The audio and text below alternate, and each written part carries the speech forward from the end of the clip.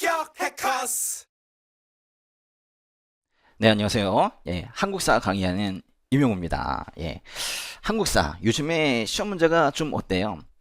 한국사는 여러 군데에서 시험을 봅니다. 수능에서도 보고, 한능검에서도 보고, 공무원 시험에서도 보고. 근데 공무원 시험이 요즘 한국사가 언젠가부터 그렇게 쉬워지고 있어요. 쉽다는 건 뭐냐면 쉬운 거죠. 틀리면 안 된다는 거예요. 이게 다른 사람들이 다 맞을 때 나 혼자 틀리면 진짜 골치 아픈데, 옛날에는 95점만 해도 잘했다 그랬는데 요즘에는 워낙에 문제가 쉬워가지고 95점이면 한 문제 틀린 거잖아요. 한 문제 틀렸다는 것이 엄청 타격이에요. 그래서 뭔가 문제는 쉬워졌지만 아주 신중하게 결코 틀리지 않는 그런 공부를 해야 돼요. 그리고 또 시험 문제가 요즘에는 그렇다고 흔히 지엽적이라고 하는 거 있죠. 그런 것들이 나오지는 않아요. 중요한 문제가 나오는데, 그러니까 반복 숙달을 하면서 그러면서 공부를 해야 되는 그런 상황이 되었어요. 아주 무슨 지엽적인 그런 부분을 공부하기보다는 중요한 걸 더 많이 명쾌하게 이해하는 게 중요하다, 그런 얘기예요. 공무원 한국사는 특별히 역사의 흐름을 알아야 합니다. 뭐 이거는 흔히 우리가 얘기하는 건데, 사실은 시험이다 보니까 역사의 흐름 자체가 중요하다기보다는 시험의 흐름이 중요해요. 우리 시험에는 연대 문제, 또 가와 나 사이에 뭐가 들어가는지 문제, 또 가나다라를 순서대로 나열하는 문제, 이런 것들이 많은데 그 순서 문제를 제대로 대비하기 위해서 이 흐름을 좀 알아야 돼요. 또 하나, 역사라는 것은 동물들, 일반적인 동물들이 하는 얘기를 하지는 않아요. 사람이 아니에요, 사람이. 역사의 주인공은 사람입니다. 그 중에 사람 중에서도 기록을 남길 수 있고, 뭔가 역사에 족적을 남길 수 있는 그런 사람들의 이야기들을 하고 있는 거예요. 그런데 정말 요즘에 어려운 것은 바로 이거예요.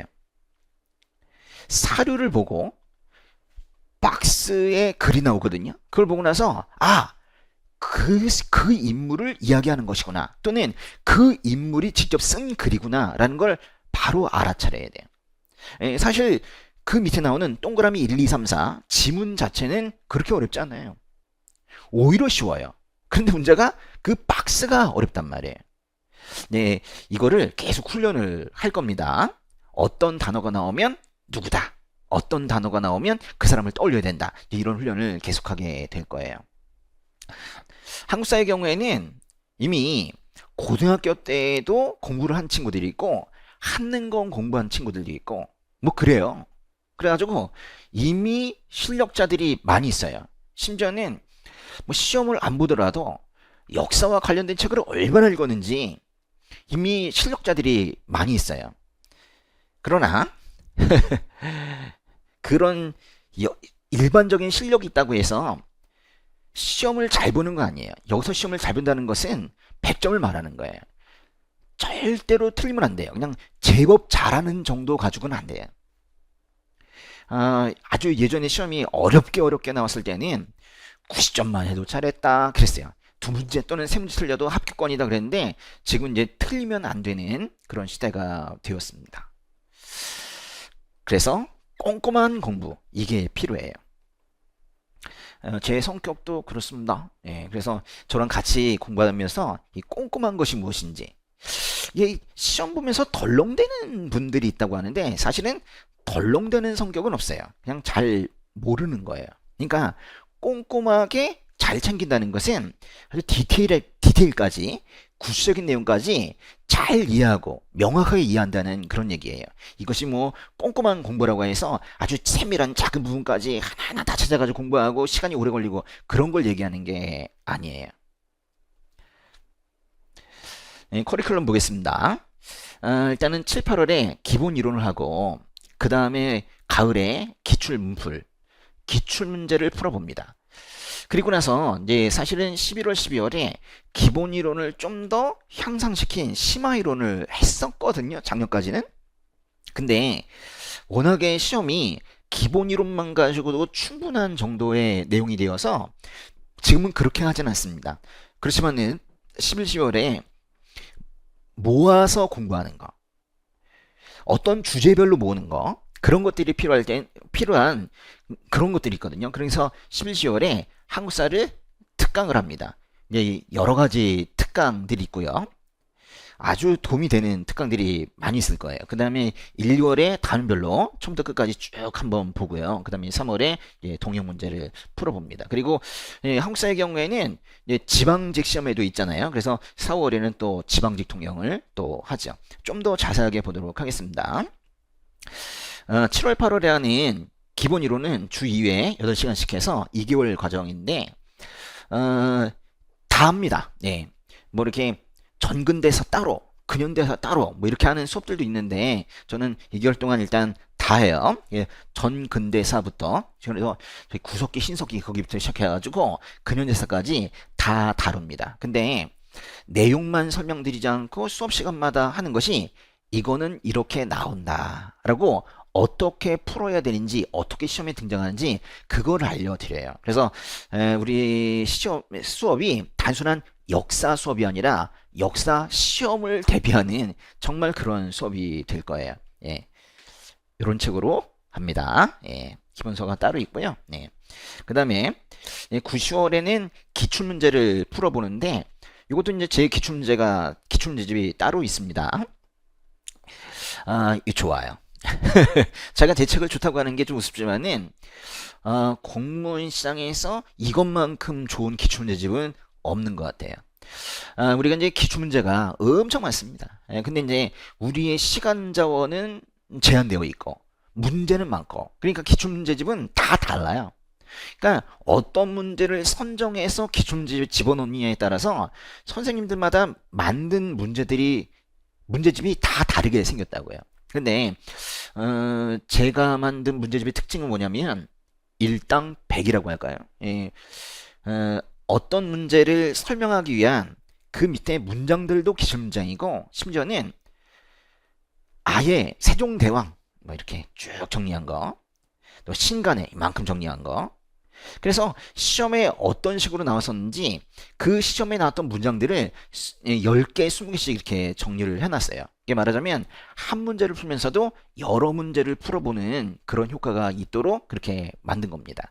최고 문제들로 아주 다시 나오기 좋은 그런 문제들로 엄선한 그런 문제집이기 때문에 도움이 많이 될 걸로 생각이 듭니다. 예, 이걸 잘 활용하시면 좋겠고 또 12월, 12월에는 제가 특강한다고 그랬죠.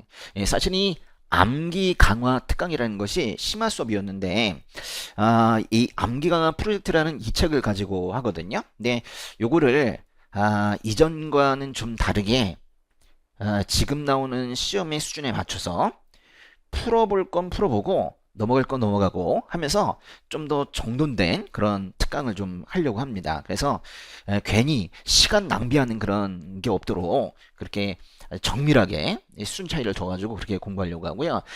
상당히 우리를 곤란하게 하는 게 바로 이 순서 문제인데 가나다라, 기역, 니은, 디귿, 리을 순서를 나열하는 거.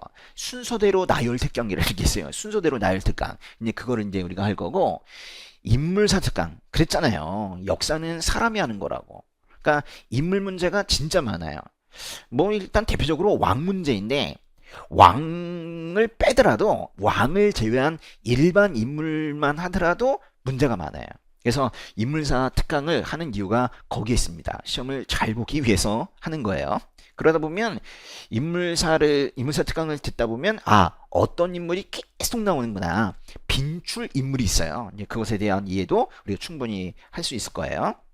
그런 것들은 우리가 이제 프린트로 이제 보완을 하면서 좀 더 진행을 하려고 합니다. 또 1, 2월에는 단원별 문제풀이 하는데 요거는 해커스에서 만든 단원별 문제집으로 그렇게 해요. 기본서와 진도가 같거든요. 그래서 맞춰 가면서 그렇게 정리를 합니다. 이거 이제 전체적으로 전근대사부터 이것도 근현대사까지 쭉 한번 정리하면서 이전에 배웠던 거를 다시 리마인드하는 그런 수업이에요. 또 시험 직전에, 국가직 시험 직전에는 이제 국가직 동영 모의고사를 합니다. 이제 시간을 맞춰서 풀어봐요. 이제 앞에 이제 시간이 막 뜨거든요. 그래서 그 시간에 맞춰가지고 직접 여기서 풀어보고 제가 설명하고 또 풀어보고 설명하고 계속 그런 과정을 거치게 됩니다. 지방직 동영 모의고사도 이제 마찬가지로 그렇게 해요. 예. 제 수업의 특징 알려드리도록 하겠습니다. 사실은 저기 여기 쭉 이렇게 써놨는데 제가 제 수업을 홍보하는 게 아니라 그냥 댓글 있죠. 그리고 그 수험생들이 제 수업을 평가한 내용을 갖다가 집어넣은 거예요. 제가 쓴 건 이거 하나밖에 없습니다. 2025 시험에 적합한 수업, 난이도를 조정을 잘하겠다. 응? 나만 믿고 따라와라. 내가 잘하겠다. 뭐 그런 얘기예요. 근데 이 나머지 것들은 다 학생들이 하는 말을 적어 놓은 겁니다. 이런 말이 있는지 모르겠어요. 한번 보자. 근데 이 고백을 하는 친구들이 많이 있어요. 자기는 여러 번 한국사 때문에 이 시험을 실패했다. 근데 어디 가서 말도 못한대요. 한국사 때문에 공무원 시험을 실패했다는 얘기는 못하는 거예요. 창피해서. 뭐 때문에 실패했느냐?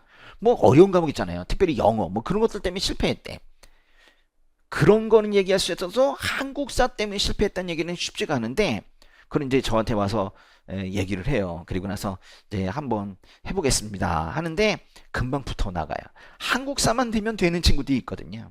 그래서 그런 고백을 하는 친구들을 보면서 제가 적은 것이고 컨텐츠 자체가 재밌다는 건 뭐냐면은 그냥 수업을 재밌게 하기 위해서 이 수업의 내용 이외의 것들 어떤 걸로 뭐 이게 분위기를 좋게 하려고 하는 게 아니라 컨텐츠 자체, 역사 시험 자체의 내용을 가지고 재밌게 설명을 하고 있어요. 사실은 이거랑 같은 얘기인데 딴소리 안 하는 수업, 이것도 이제 우리 수험생들이 많이 하는 거예요. 많이 얘기하는 게 컨텐츠 자체가 재밌다, 딴소리 안 한다. 이게 두 개 같이 연결되어 있는데 뭐냐면 뭐 듣다 보면 우스갯소리인 것 같은데 결국 설명이에요.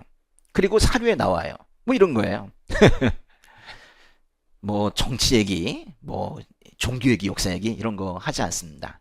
오로지 시험에 올인할 수 있도록 시험에 오리엔티드 된 그런 수업이에요. 재밌을 거예요. 그리고 무엇 실제든지 아는 수업. 알아요. 이번엔 이것이 나올 것이다 라는 게 보이는 게 있어요. 그래서 그거를 공략해서 그걸 집중적으로 설명을 드립니다. 그래서 이제 같이 공부를 하다 보면 저 선생님은 시험을 아는 것 같다 이런 생각할 수 있어요. 시험 공부를 해봤고 시험을 잘 봐왔고 그런 사람이 시험도 잘 가르칠 수 있어요. 그래서 제가 잘 인도해드리고 제가 잘 가르쳐 드릴 수 있습니다.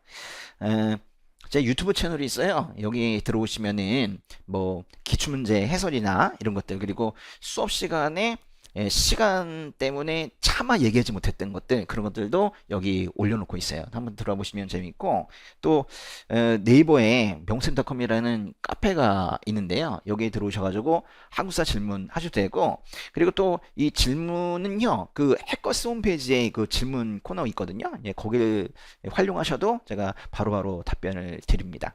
저랑 같이 한국사 공부하시면서 또 이것이 효자 과목이 되고 그랬으면 좋겠습니다.